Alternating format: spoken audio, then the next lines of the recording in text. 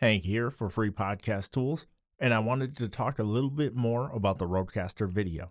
After having the RODECaster video for a good while now, I've been able to really deep dive into it, and there's a few things you should be aware of before you purchase it. I don't mention any of these to deter you from purchasing the RODECaster video.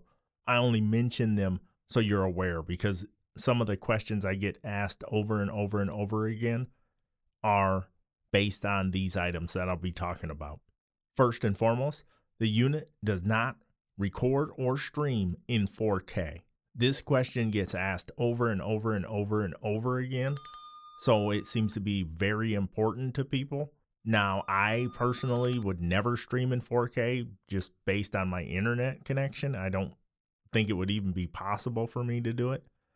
But as far as recording, I would love if the unit could record in 4K, but it cannot. Rode says the cost would be greatly impacted if they did make it 4K. Now, I do wish that they would offer a unit that was 4K that you could pay, $3,000, $4,000, whatever they're going to charge for that. That would be cool to just have the option. So I guess they're going to stick with the way it is right now, 1080p. And for those of us who like to capture game streams, there's no ISO recording over 30 frames a second. So that might be a deterrent for gamers out there who want to record gameplay tips and tricks and stuff and then put that out at a high frame rate. You're going to be stuck in program mode, or you're just going to have to live with 30 frames a second. The thing on this list that hurts me the most is no real quick solution for muting. Unless you have the software open, you can easily mute in that, but I don't want to have the computer on while I'm recording. You can still physically mute. So on the menu screen, if you press the sound icon and you get in here and toggle over to your input, so combo 1, you can press the toggle dial up here down like a button for 2 seconds and it will mute this input.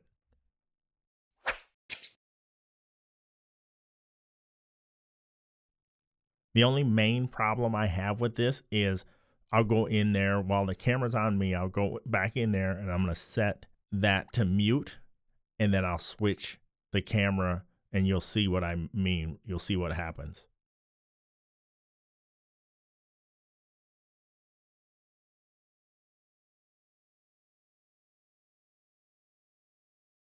So the irritating part is when I switch the camera, then I get away from the combo selection on the menu. Now I got to go back and get back into that combo setting to unmute. So that's a little annoying, and I just wish there was a simpler way to have that functionality at all times.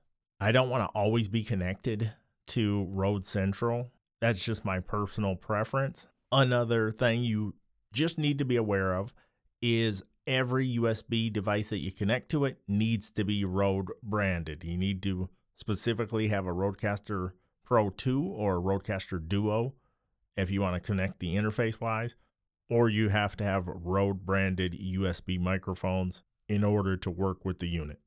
While it would be a show of good faith for Rode to allow other USB microphones and such to be used with the unit, it only makes business sense for them to keep it locked in to their ecosystem. One thing I did forget to mention is if you detach the SSD drive by accident, then you're going to lose that recording. It looks like the file's corrupt. I don't even know if that's something they could impact in the future, like OBS makes happen, when they have their file format that they record in, and you can always seem to go back and get it regardless of what has transpired. Now, I have dozens and dozens of sound effects. Also, I have several video clips that I like to have loaded up.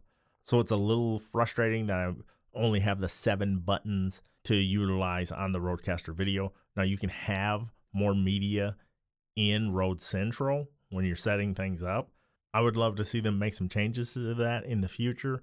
And in an upcoming video, I'm going to talk about how they might be able to implement that. While it sounds like I'm down on the unit, that's not the case at all. I actually love the RODECaster video. At the very top of what I love about this unit is it reduces the amount of equipment I need to have on at once. So right now I'm recording this. I just have the RODECaster video on. I have a monitor so I can preview the video, and I have just whatever's plugged into it on, of course, cameras, etc. But I don't have the computer on. I don't have any other interface on. I don't have anything else running.